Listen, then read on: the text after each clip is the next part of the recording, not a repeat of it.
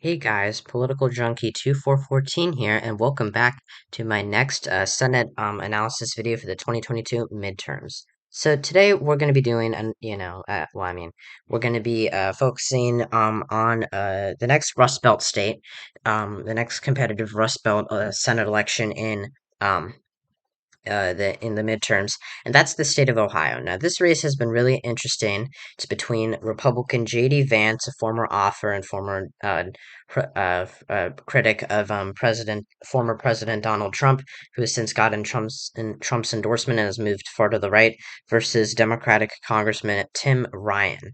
So this race is very interesting. Ohio is a state that was not necessarily deemed to be too competitive at the start of this general election season, but it has a very, it used to be the bellwether of bellwethers, pretty much. And before we get into it, I hope you guys like the video, or liking the video so far. If you do, I hope you click the thumbs up, subscribe to the channel, and turn on the notifications so you don't miss another one of my videos. So, as you can see, if we go back all the way to 1960, as far as the past elections will go on jacksonjude.com, of course, you can go down to older elections here. But you see, in 1960 was during, even though John JFK narrowly won over Nixon won the state by about 7 points over Kennedy. This was the last time before 2020 that Ohio had voted for the losing candidate in a presidential race in terms of the Electoral College. So you can see from on, you can see that Ohio was a major bellwether. It was usually very close, and if it wasn't, it was a landslide year. But every candidate, Democratic or Republican, won the state of Ohio. Or every successful presidential candidate, Democrat or Republican, won the state of Ohio up until 2016. And as you can see, Ohio, especially from in the early 2000s and 2012 elections, was deemed insanely competitive. Especially, Ohio's been a crucial state for a very long time, especially for Republican victories in presidential elections, as no Republican candidate for president has ever won the Electoral College without winning Ohio. Democrats have, but no, but every time a Democrat has won Ohio in a presidential election, it is when they have won the presidency of the U.S. So 2012 was the last time that the state voted for a Democrat. Barack Obama won the state over Mitt Romney narrowly. It was a very close election, and in 2008, a blue wave year, Obama won the state by 5, pretty strong margin for Ohio standards, but it was still a very contested state. And this Ohio was called pretty early on in the evening in 2008, which pretty much made it clear that McCain had a very hard path to victory, since Obama could have won without Ohio, but McCain really couldn't have. So, in 2012, the margin reduced to 3%, but in 2016, there was a huge shift to the right.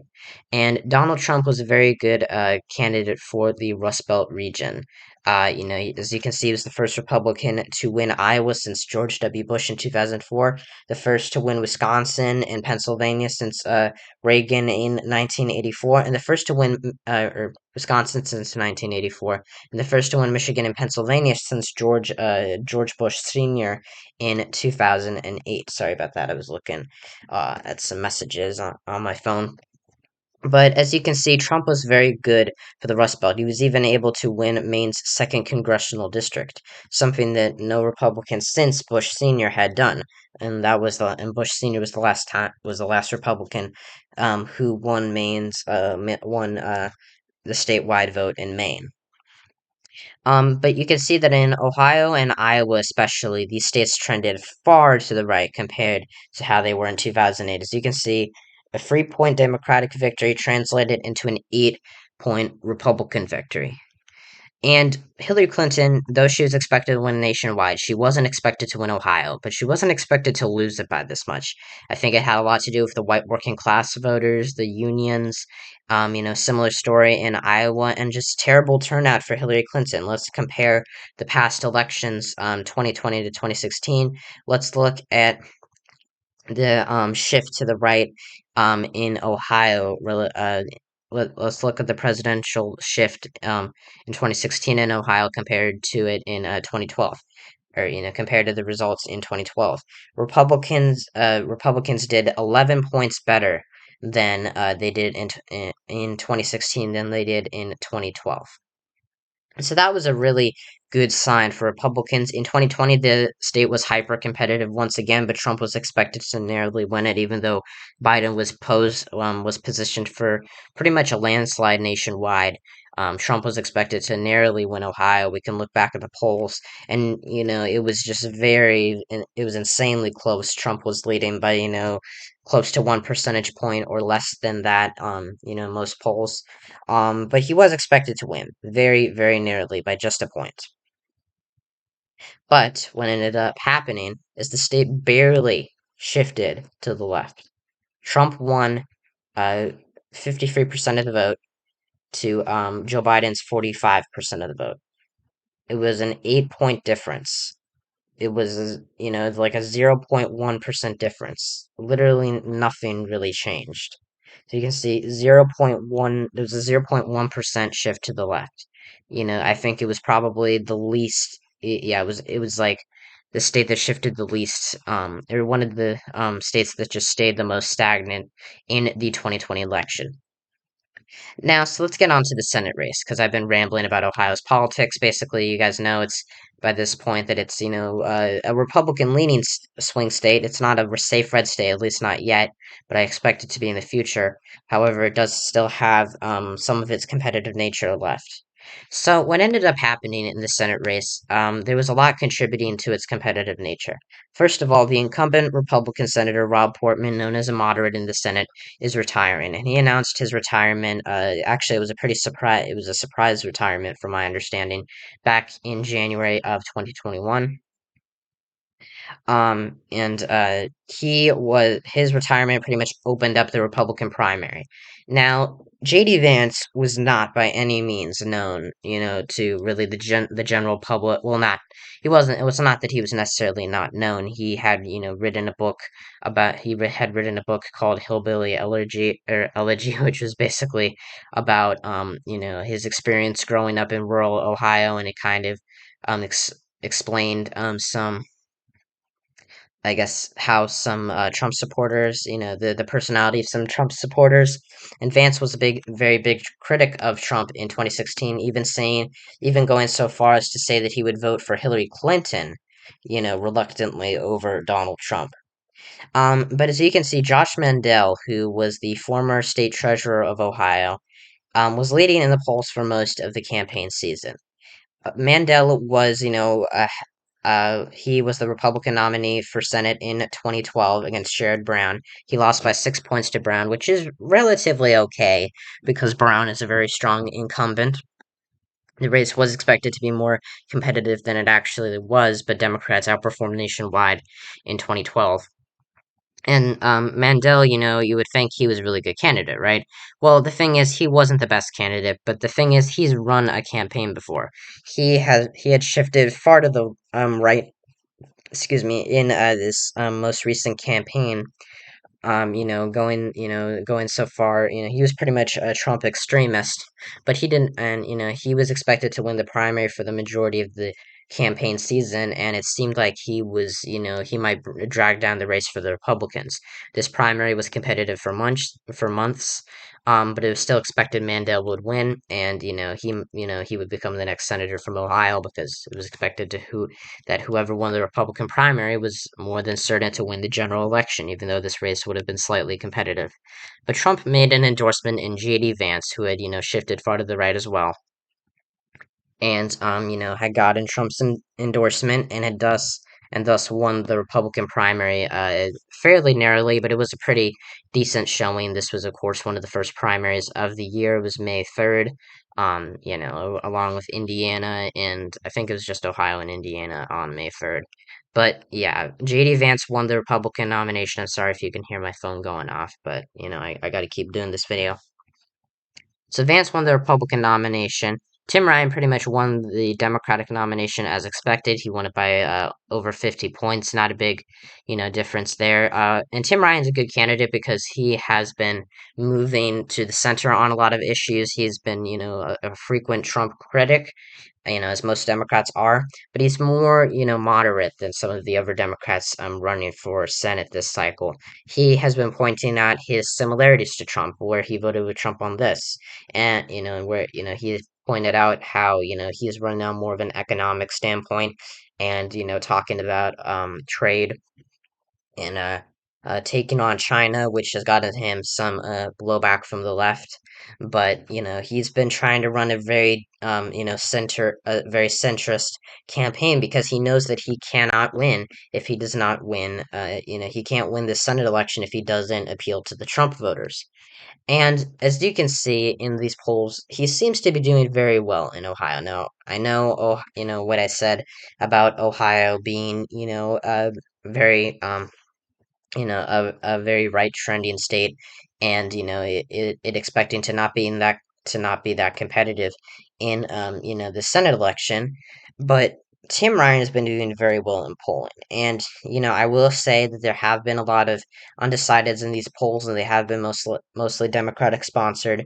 But throughout the summer, Tim Ryan was doing extremely well, very very well, and he has started to dip a little bit, but it has made a lot of people question that, while the polls in Ohio almost always overestimate Democrats, could Tim Ryan actually win this race? And, that's something that I said, theoretically, yes, back in November of last year. But realistically, absolutely not. He might have made the race closer if Josh Mandel was running, but, because I thought that JD Vance was more of a moderate candidate when he won the Republican primary. But, he seems to have, made some pretty controversial statements about his position on divorce and his Trump extremism, which, surprises me that, a state as Trumpy as Ohio would be reluctant to back JD would be reluctant to back a very Trumpy candidate, but I think it may have, Ohio's less red than it is pro Trump, I would say. And so, as you can see, a lot of these polls have been showing overwhelming leads for Tim Ryan, which I don't believe he's going to win by 11 or, 5 or 6. If he's going to win at all, it's going to be very, very close. I think his own campaign polls even reflect that. The most recent poll, which was sponsored by Ryan's campaign, gave him his first majority ever, which, is a really good sign for him, but it only showed him leading by 3 points. Similar thing in a campaign poll that he had from the same pollster back in late July.